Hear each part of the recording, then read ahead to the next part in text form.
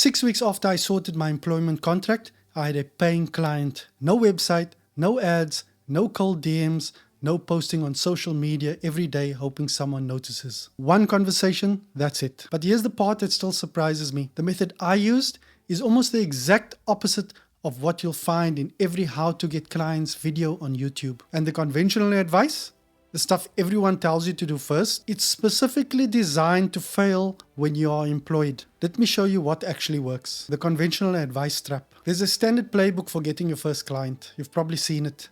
Build a website, pick a niche, post on LinkedIn every day. Grow your audience, then pitch. It sounds logical for someone who's already left their job. For someone who's still employed, it's the slowest, most exhausting path possible. And most people burn out before they ever get a single client. Build a website first takes weeks. You don't have weeks. Post consistently on social.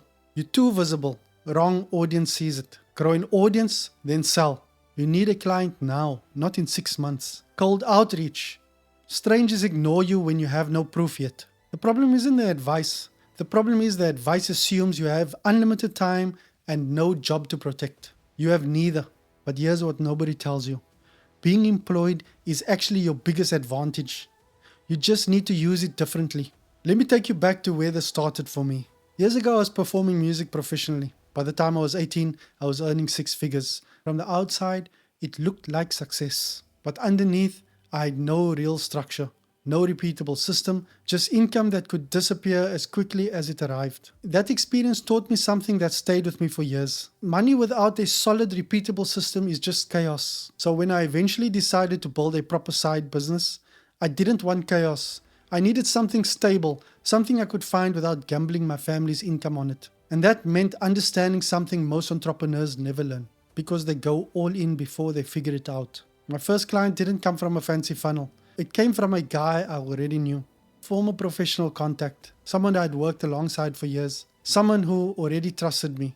I knew the exact kind of operational headaches he dealt with daily. I'd seen them up close. I didn't send a cold pitch.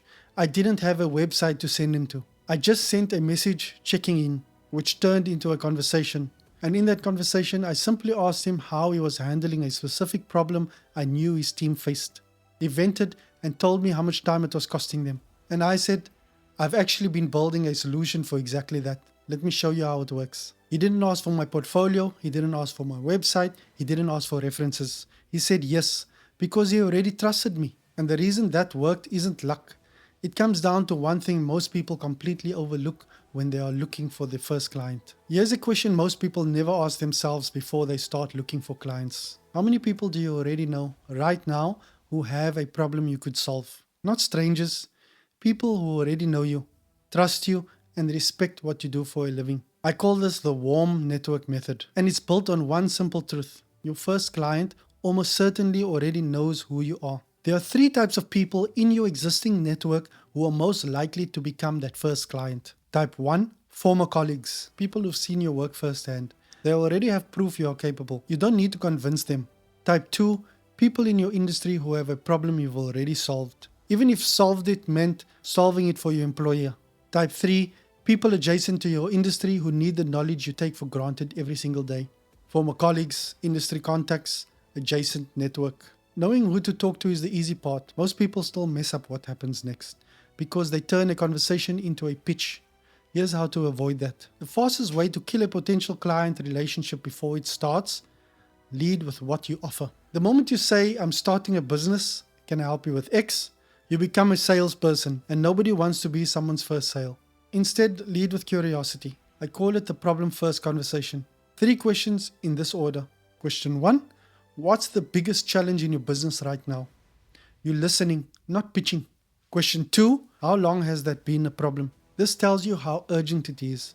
Urgent means they'll pay to fix it. Question 3, have you looked at ways to solve it? This tells you whether there's a gap you can fill. If the answer aligns with what you do, then and only then you say, that's interesting because that's exactly what I've been working on. Want me to show you how I'd approach it? That's it. That's a whole conversation. Pause here. Write down 5 names right now. 5 people you already know who might have a problem in your area. Don't overthink it. 5 names. That's your starting point. If this is useful, subscribe. I put out practical content every week for professionals building something on the side. No fluff, no hype, just what actually works. The mistake I made first, I want to be honest with you because I didn't start with a warm network approach. I did what everyone told me to do, and it cost me time I didn't have. Before I got that first yes, I thought I had to look like a real business. So I spent weeks agonizing over a website.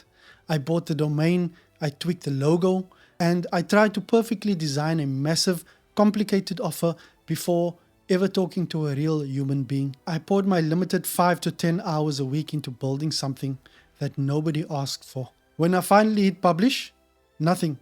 Crickets. That expectation gap almost made me quit entirely. The shift happened when I stopped hiding behind a screen and just started talking to people I already knew. Same skills, same knowledge, completely different result. But here's the part that really changed how I approached everything. Being employed isn't a weakness when you're looking for clients. It's actually your biggest asset, and almost nobody realizes it. Here's something nobody tells you when you're employed and trying to build a business on the side. You're more credible than you think. When you're still employed, 3 things are true that are not true for most entrepreneurs. 1, you're not desperate. Clients can feel desperation. It makes them hesitant.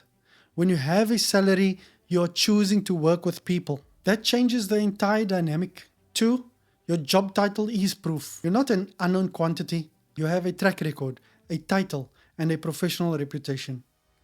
That's more powerful than any website you could build. 3, you can afford to be selective. You don't need every client.